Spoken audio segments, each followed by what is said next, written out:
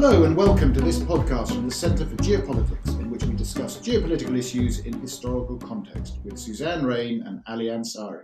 Today we're going to explore ungoverned spaces. The concept of ungoverned spaces has been around for a while. Conventional political theory holds that the nation-state, the sovereign state, is the legitimate source of order and provider of public services in any society, whether democratic or not. But the existence of ungoverned space challenges that. State-centric approaches are unlikely to supplant many different kinds of authority, the rise of non-state actors. We're joined today by General Sir Graeme Lamb, who once told me that there was no such thing as ungoverned spaces, just places governed by people you don't like. Graeme served for 38 years as a soldier from 1973 to 2009, and he had a wide range of operational experience in a number of combat situations, and as he would say, it has experience of failing and succeeding in war, on operations, and in post-war reconstruction, let's put it like that. In particular, Graeme served most recently in Iraq and Afghanistan and was part of the 2006 to 2007 awakening in Iraq. So thank you very much for joining us. It's lovely to have you with us. I'm going to start by asking the kind of big question. What do we think of when we talk about ungoverned spaces? What does it mean to you? Thanks for inviting me along and making a mess of the day. But I think perception is reality. And so what happens is we've got into a frame of mind where we see and talk about ungoverned space. And therefore, it's the idea of an empty space. I remember giving a lecture a number of years ago, which is probably where I made that comment and you picked it up and remembered it, Suzanne, which was, and I had just merely, in fact, a shot of Afghanistan, mountains in the background, and a Predator B drone with a hell arm hanging below his wing, flying across there, not a person in sight. And the result was, that looks like ungoverned space. But I said, understand this, there's not a single rock out there, not a trickle of water, that someone at the local level doesn't know who owns it. And so we look at it through the lens of our life and our upbringing and our circumstances, as Ali said, of the state, the sovereign, the nation approach to understanding governance. And then we see nothing there and assume it is ungoverned. My view is simply this, nothing further from the truth. The reality is, of course, it's recognized. You can go and look at the Foreign Office websites and these, and you'll find really well-written articles about, in 2014 and earlier, which talks about ungoverned space being this complex substrata of clan, family, tribe, of which there's nothing there that isn't owned, or at least people know who owns it. What you're saying, basically, Graeme, and thank you very much for coming on today, is that even the term itself, ungoverned, is not an accurate way to describe what we're seeing. It's horribly wrong. You know, it's a bit like Arab Spring. Yeah. It was neither a spring nor Arab. What we're seeing is, you know, a world in many ways where what you have is a failure of the social contract, you know, off screen now at the moment, yeah. But the point being that we pick up the term because it's given to us. It sounds, it's a nitty soundbite, and we therefore lock onto it. Perception becomes reality. So is this a question, because we like, you know how we are in the West, we like everything to be categorised in some way. Very neat. We like our governance structures. We've organised the rules-based international system. And we now have this phrase non-state actors. So we have state actors and non-state actors.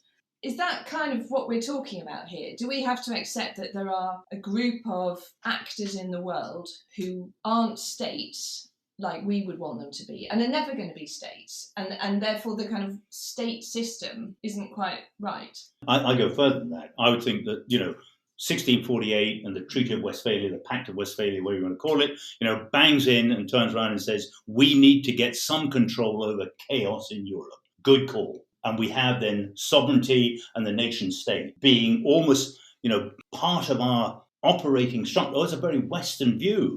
Well, I'm not sure that discussion took place in Africa or in Asia or in South America, but the world order fits into that space. So consequently, we then look and saying, if you are not failing, faltering, and there's that lovely, I can't remember who does the looks at failing states, and there's an index of which I think is about, you know, wherever it's 192 states or wherever the figure is, but over half of them fall into the faltering, failing category.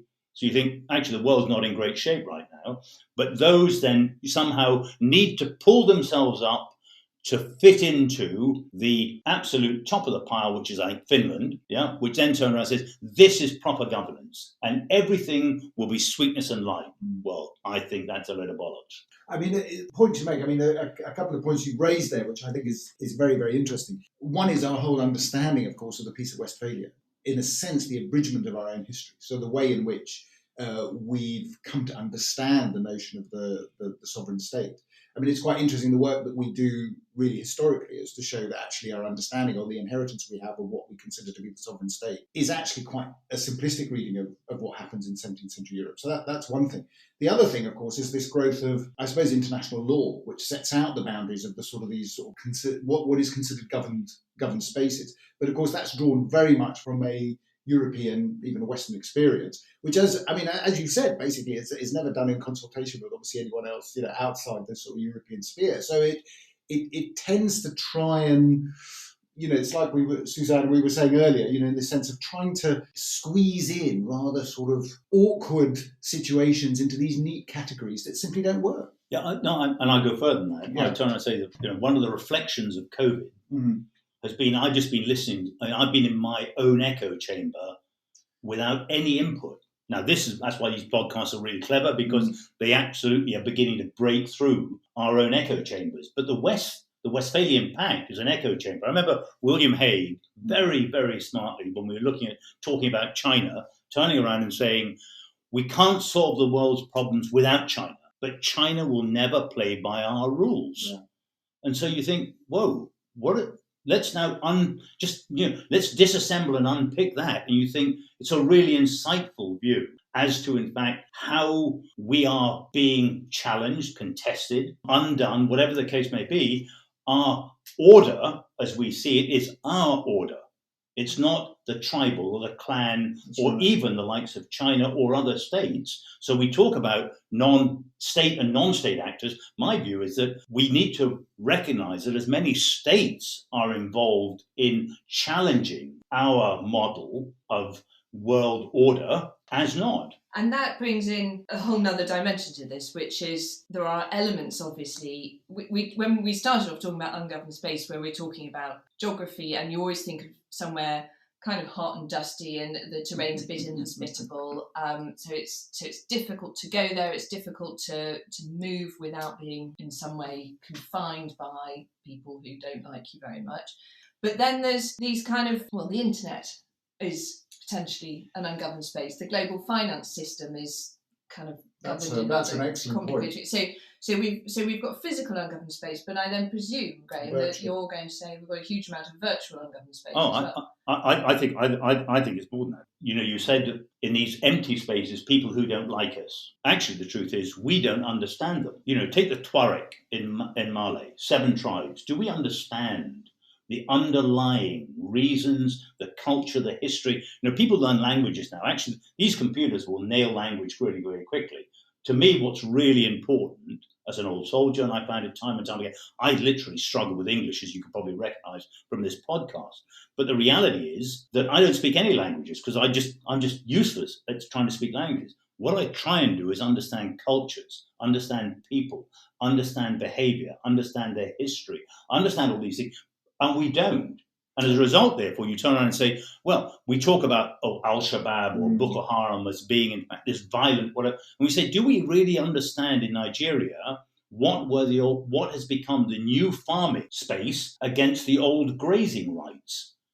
And then you start looking and you begin to realize that you've got centuries-old ways of living alongside each other, which are now being badly disrupted because of bad government or opportunity, and as a result, therefore, in fact, creating the very tensions and therefore the opportunity for bad actors to come in and engage with the local tribe, clan, and family, whether it's on a religious or, in fact, an ideological baseline, to turn around and say, be with us, not be with them. And them are not out there in these spaces. You raise a really important point, which I do want to get back to, about this sort of the virtual ungoverned space, because actually I mean, the interesting thing about that is it's the development of an ungoverned space that actually we haven't kept up with governance, or governance hasn't kept up with it. I mean, nobody knows it. But do we even need governance? This is what well, Graham's saying is that we keep putting systems on things that actually break them. Yeah, because you turn around, fantastic point. Because people say, all politics are local. Yeah. My experience of an interesting, often a hard and unsuccessful life is being everything is local. Yeah, and the point here, and this is where I'm going to say my first controversial point of the podcast, if I may, which is that what we need is more history and less IR, if I may say so. And one of the reasons for that is because international relations tends to offer us a sort of a discipline, one size fits all. And what you're saying, if I've read you right, Graham, I mean, obviously, come back on this, but if I've read you right, is if it's all local, we have to have a much better understanding of the diversity of governance, or governance forms, and really an understanding of local cultures. And I loved your point actually about this thing about it's not languages per se, it's culture. So what we're saying, I mean, of course, that's a debatable concept in itself. However, I have said to people as well, and I'm glad you said this actually.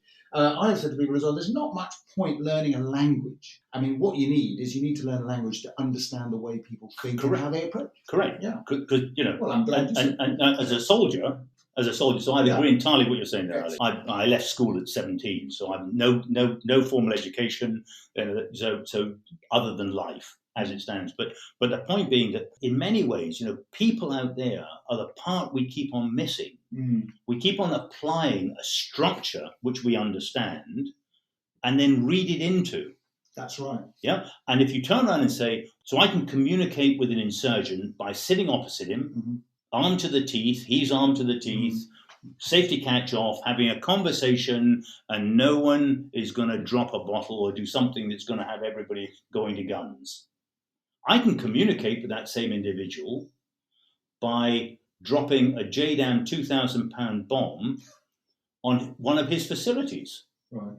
I'm communicating to him. That's right. But I have to understand what motivates him. I have to understand his or her history. I have to understand their behavioral, their insensitivity. I've got to understand why they are where they are.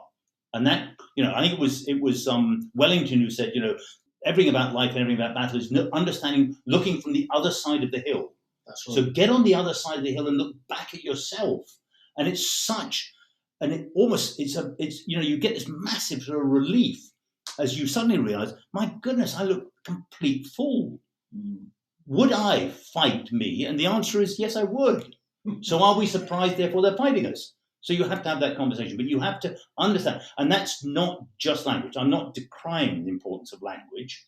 And you have to have people that really understand the nuances. Absolutely. Yeah, because absolutely. I remember having a conversation with somebody in the 1950 Brigade, 50, I think they were called in, one of the insurgent groups in Iraq here, of which it was going all wrong because the interpreter missed the word of which he implied a negotiation. And it suddenly got very cold and very steely. Because if it was a negotiation, the people on the other side of the table, the other side of the room, the other side of the cave I was in, were going to go, in fact, and have a one-way trip to the desert when they returned to their own. So it wasn't a negotiation. It was about understanding between two sides. So the accuracy of language is really important. But what really, really, really, it's like the iceberg. You're seeing the language is the 1/8 at the top. It's the 7/8 below the waterline that will sink the Titanic and screw you. And so that's the bit that really matters. I think your point about communication taking many forms is absolutely spot on. And I work on a number of British political officers that used to operate in Central Asia and the Middle East in the 19th century. And one of the things they do come across very, very, they stress it, is that a lot of communication is non-verbal. It's how you present yourself. And I think that's something we've lost. Actually. Yeah, because I think it's something we've lost. Yeah, Can I ask a question? Yeah. Well, no, thank you. You were talking about looking over the hill, and it made me think immediately about President Biden's over-the-horizon capability, which the Americans have been talking about as being the way that they're going to keep themselves secure from bad actors in the future. How does that go with the policy over the hill? America has enjoyed a dominant position in capability, nuclear and conventional, for some considerable number of decades. Mm-hmm. If you think that your safety will be provided by people like me alone, you're completely misunderstanding the threats you face. Because there is a bubble. You mean people like you, soldiers? Yeah, soldiers. Okay. Soldiers, airmen, sailors, Marines, at the end of the day, that we can provide. So what we can do is we can defend and we can attack. We can do our part. Clausewitz, famous statement, once said, war is a continuum of politics and policy by other means. Yeah. Actually, he just didn't finish his sentence. What he should have said is, if war is a continuation of politics and policy by other means, to politics and policy, it must return.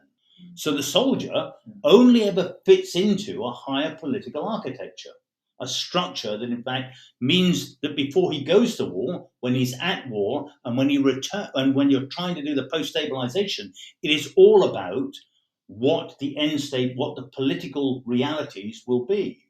And therefore understanding the people, the culture, the history, all this stuff.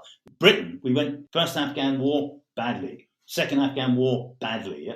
Last time, I would rather we didn't. My view was... Third one was okay. Third one was okay. Third time lucky. But the reality is this. Actually, was it a good decision or a bad decision? It was an unnecessary decision, yes, from my point of view with the president. So I get that part. But the reality is that if you wish to build Iraq or Afghanistan into a like of us, or a 1960s model, which we remember from Kabul, ladies in dresses, sewing machines, cars on the road, all the rest. Don't forget, Kabul was never one of the centers of power and authority in Afghanistan. It was all the others, Herat, Kandahar, Mazar-i-Sharif, Lashkar, all these places that in fact the true authority of Afghanistan lay. Historically, the truth is, do we understand the Afghan? Winston Churchill nailed it in 1896 when he wrote that wonderful letter, said, that the Afghan is almost incomprehensible to the Western mind. It was as relevant then as it is now. They're wonderful people. I love their country. Fantastic. People got such energy. But will I ever understand an Afghan? No. Can I work with them? Absolutely. But I do need to wrestle with. The real challenge is understanding his or her, where they're coming from, where they're going to. If you're in a survival society, then you always and simply just go with the probability of outcome. No, that's interesting. You will not do something, because in these states, you will be killed. Your entire family, your entire clan, your entire tribe will be hosed. Mm-hmm. So you go with the survival option. That's how it is. Probability of outcome. That's a great. And they make that judgment, not us. Yes. That's the point. We can say you can have a fantastic life and all the rest, as it stands. They will then conclude with that. But I think we're drifting from the old central theme, which is ungoverned and governed space. Because I go back to your point about the internet and all the rest. I think here's the really interesting.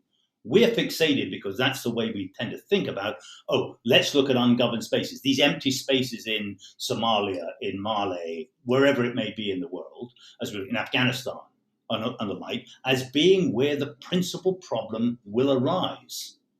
Actually, I think the principal problem for us in the West, for democracy, lies in the governed space, not the ungoverned space. And why do I say that? Because if you think in our democracy, rights, obligations, responsibilities, and freedoms, where are we being undone by others? And that is state, non-state, rogue, criminal organizations. Keep the list off. We're being undone in our freedoms and our rights. We follow the obligations and responsibilities. They don't.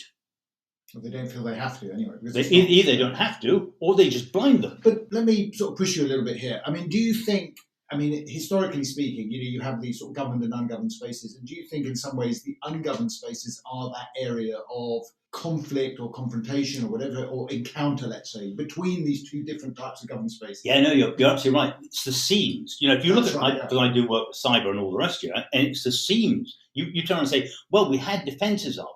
We had, and then you look at the system they had in place. It's all the gaps that existed, either where they could access or allow a logistic link to go through, or they didn't have sufficient cyber defense that in effect is where you make your entry point to then exploit the system. So the seams and the gaps are where, in fact, defense is weakest. No different than if you're attacking a fortress.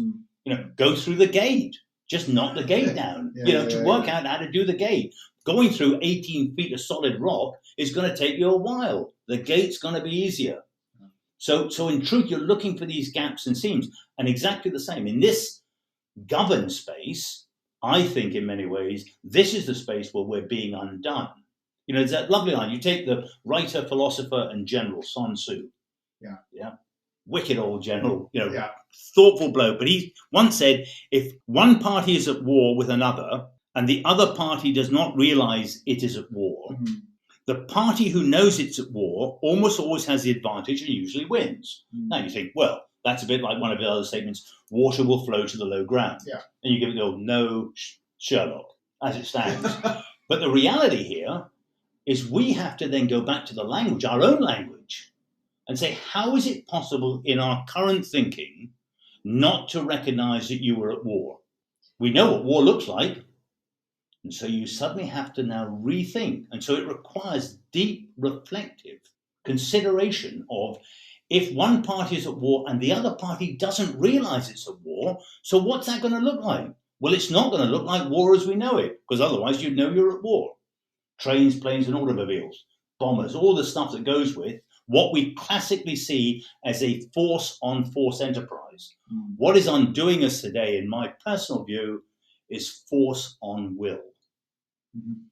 That is where we're being undone, because people are not following. What we really need is a return to the 19th century, which is probably a deeply unpopular. I think we've probably arrived at a return to the 19th century. But so the thing we haven't talked about here are the bad actors, because you could say, even in a sort of conventional ungoverned space, who benefits? Who benefits from instability? And is the creation of instability a tactic? Yes, of course it is. And also, you take Thomas Schelling, brilliant mind. Yeah, one of the great mathematicians. We had von Neumann back in the 30s, Nash in the 50s, and then Schelling in the 90s. All Nobel winners.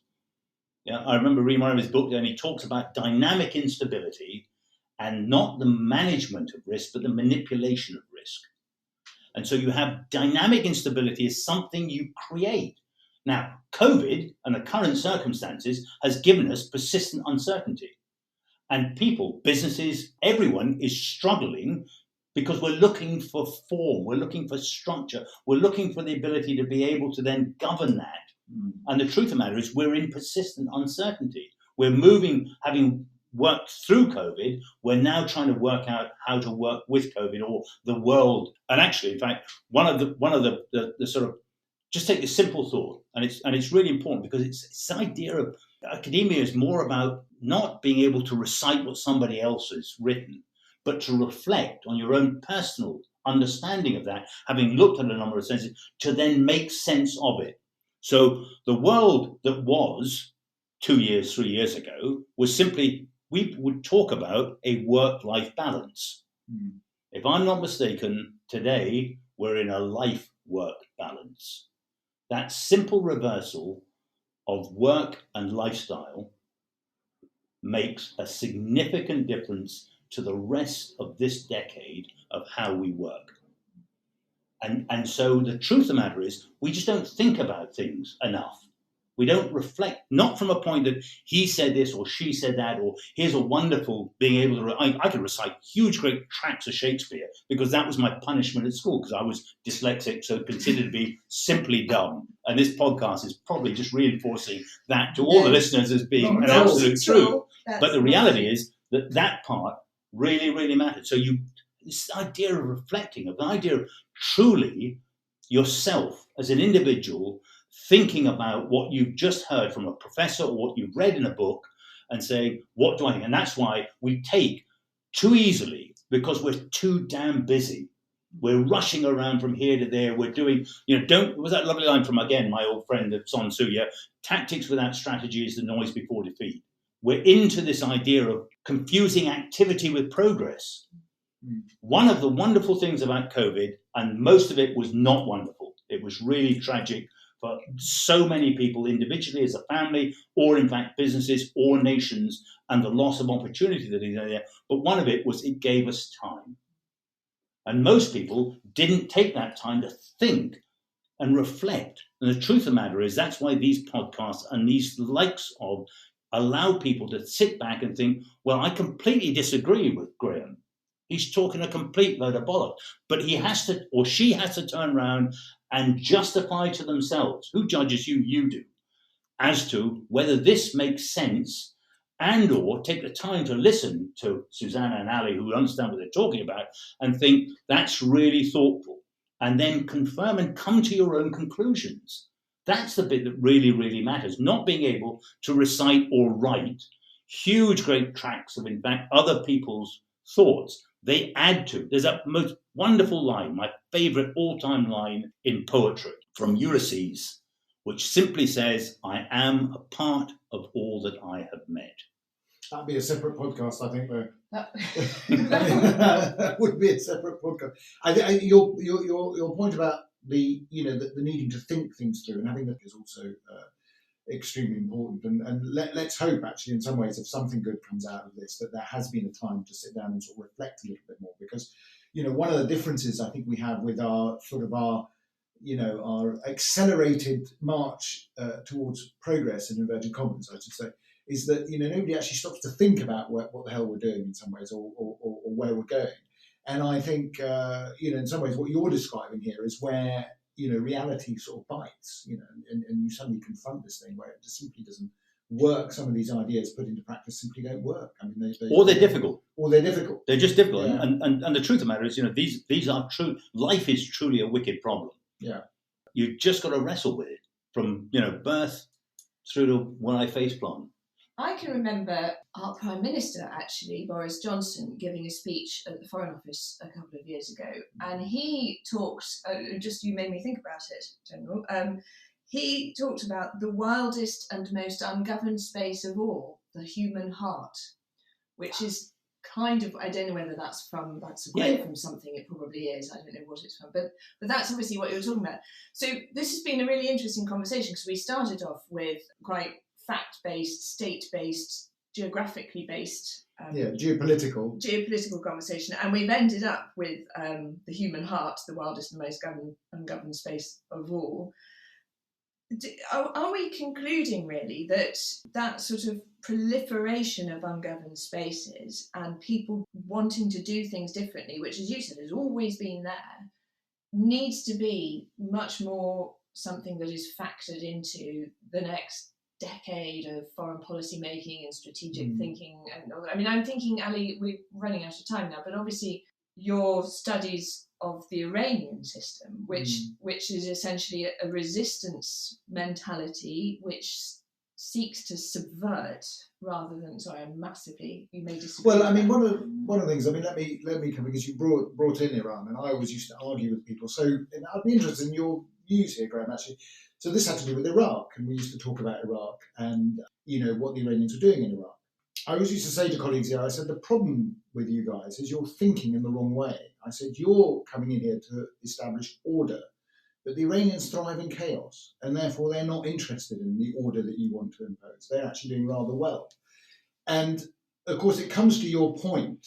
I mean, of course, that's a simplification as well. I mean, when I say, what we're really talking about is different types of governed spaces, isn't it? And their form of governing was, in a way, quite a different way of government or governing that you might, or governance, I think is the better word, that the West was bringing. And I think, I don't know, a dissonance there. Used to say, well, this is what we want to bring. And I'd say, but the Iranians are actually bringing something different. You don't like what you see here, but they know this area. They know the terrain, they know the political landscape, they know the culture, and they sort of work with it. You're trying to impose something which would take a very long time, in a sense, to work out. I mean, I don't know what you think of that. I mean, Ali, again, I can't remember who once said it. He said the greatest general of all is patience. Absolutely right. Yeah, and Tolstoy. Yeah? And of course, Tolstoy, he was so on the money with his title. Yeah. How often do we look at the world? To go back to the earlier discussion of war or peace. Actually, that's not the title of his book. Yeah. I hope it was Tolstoy. It's war and peace. Yeah. this idea of life is this wonderful contradiction. You can only appreciate linen sheets if you slept on rocks. You can only understand grief if you've understood happiness and life. This is how it's all come together. But to go back to your point, I think you're absolutely right, Ali. We kept on wanting Iraq to conform to our design of how it should operate and conform and look westward rather than eastward. Actually, to Iran, who's sitting on its border, who had a most bloody war with them over 8 years, 1 million men and women lost in that conflict, its neighbor over the way, religiously close, a whole range of and historical reference points to which they draw, and they look at a very completely different outcome. And where I would challenge you, Ali, is I'm not sure Iran wants chaos. Yes, no, it wants Schelling's dynamic instability. That's right. Because what instability, uncertainty brings is it runs the thing longer. I think most, what was that lovely line by Macmillan? Events, dear boy, events. Yeah. It wasn't politics. Actually, events dictate outcomes, but the other is this slow behavioral shift where you bring doubt. So America, to go back to an earlier part where we almost started this conversation, we keep on drifting, but we can pull ourselves back in again. The idea of having this incredible dominating capability over the horizon, strike, whatever it may be. Actually, the truth is, in fact, America will be undone from within. It's a divided nation in many ways today, Republican and Democrat, wealthy and not so wealthy. I'm told the figures, half the world, whatever it is, 3.5 billion people, if you summed up their value and their worth, in monetary terms, rather than actually their contribution to humanity, that is equivalent to the 8th most richest men and women in the world. And you think, that's got to suck. As it stands. So you have this incredible, what I call, so if I want to undo America, don't, go for the indirect approach, Captain Basil Little Heart, about balance, about psychology, about a different way of undoing strength. We do SWOT analysis. We don't look at ourselves hard enough. We keep on looking at our strengths rather than, and then articulate our weakness. It goes back to my point about force on force. What is I remember it in Germany as a young officer. What's the best form of anti-tank defense? Another tank. Now, there's an element of truth in that. A tank is an imposing and intimidating piece of hardware. There's no two ways about it. But kill the will of the crew to fight that tank, and the tank is just a pile of metal. There's this fantastic speech, which I can't now quote exactly, by Abraham Lincoln to the Young Men's Lyceum at Springfield, Illinois, where he said exactly what you said. He asked the question, from where shall we expect the approach of danger?